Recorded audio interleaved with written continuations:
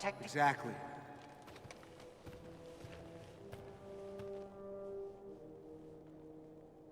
Where'd the crystal critters go? Where's the path the laser took? Okay, so the battering ram cannon made a big hole in the blast door. So where's the hole at the back of the base? It was a laser that shot this door down. Light travels very fast. It was melting Finn while he was moving. Even if they turned it off while it was firing, there should still be a gigantic hole or scorch mark where this laser kept firing, because it travels at the speed of light. Except when you want to do theatrics and whatever this energy pulse is supposed to be. Ryan, do you understand how something travels at the speed of... Oh, right, never mind. If the beacon's right beneath us, they've got to be somewhere. Keep scanning for life forms. Where did all the TIE fighters go? There's at least 25 TIE fighters, if not more. Rey takes out 8 at the start.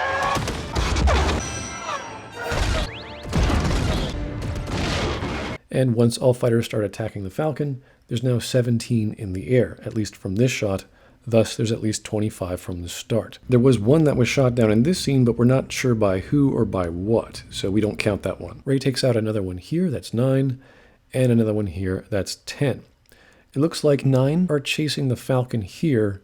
Of course, the rest could be off camera. One gets destroyed in the underground here, that's 11, and another one here, that's 12. Now, it looks like 4 are left chasing them, so we're not sure what happened to the other 3. Maybe they didn't go into the hole in the ground. We're not sure. There goes another one. That's 13. And here's another one. That's 14. So there's 2 left that are chasing the Falcon and are still underground somewhere. So 10 ships were shot down by Rey and 1 off-screen kill, which is also probably by Rey, which I didn't count for since, who knows, one of those base turrets could have done it.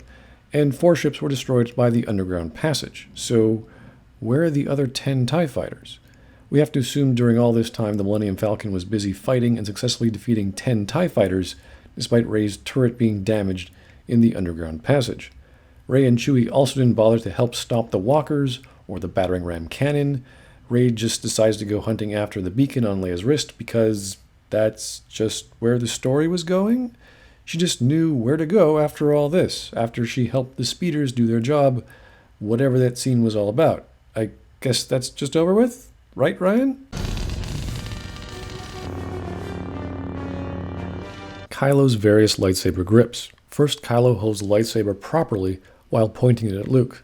In the next scene, he's raised his arm and now holding a reverse grip while running at Luke and taking 2 swipes. The next scene has the 2 facing each other.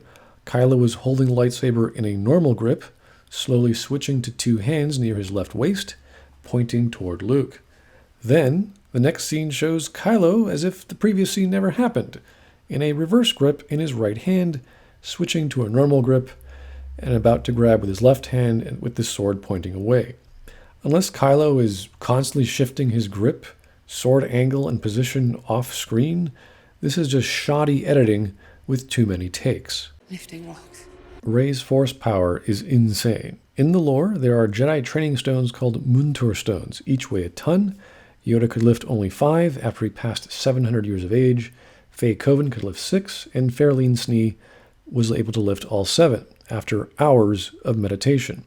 Rey lifts 50, 75 stones of varying weight and then just neatly tosses them aside in an orderly fashion. Finn just runs into this insane spectacle while Rey is in the process of doing all this, but because Rey's so awesome, she has no need to concentrate or focus.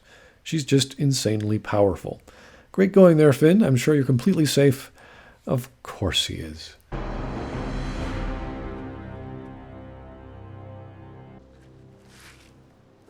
Luke fell onto and then off the rock. Luke collapses entirely on the rock. He's fine laying down on it on his back. Suddenly he's on the ground.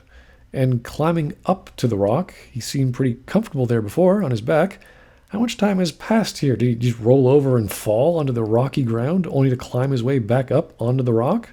Why? The sun, cloud cover, and various cliffs of Ahch-To. First, when Luke falls down, we see one evening sun and what looks like stratocumulus clouds. We then see a wide shot of the island, and the sun is just way too high up in the sky for that previous shot to have been real, considering the angle of the entrance of the Jedi Temple, the stone outcropping, and the position of the sun. So this was taken before that previous scene. Then the sun is rather large with all kinds of cloud cover, and the clouds are moving to the right. So the wind is blowing the clouds to the right. Now it looks like the sun is setting extremely quickly, faster than the position of cumulus clouds, or the clouds are moving very quickly to the left. But it clearly looks like the sun is moving very quickly to the right behind a huge, thick cloud. Suddenly, the huge, thick cumulus cloud is gone, replaced by, I think, a stratus cloud, or clouds, and now we see two suns. And what time of day is this now? I'm not sure. How much time has passed?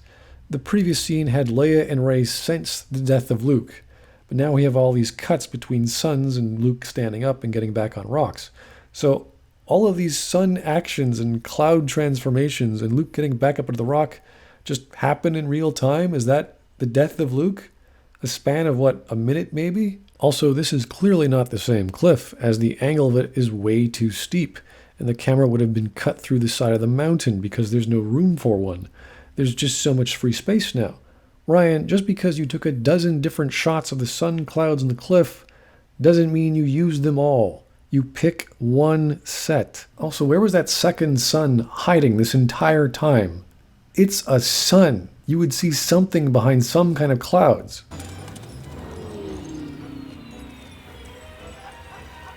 Everyone climbs a snowy cliff to get to the Falcon.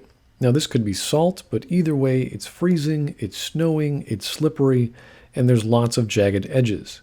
They have no climbing gear, and everyone just climbs this 5-6-story cliff to the Falcon without a problem. Now we can believe Rey descending the cliff because she's a god, but everyone else climbing it, not so much. This includes someone carrying or dragging an injured and unconscious Rose up the cliff, and all other non-able-bodied personnel.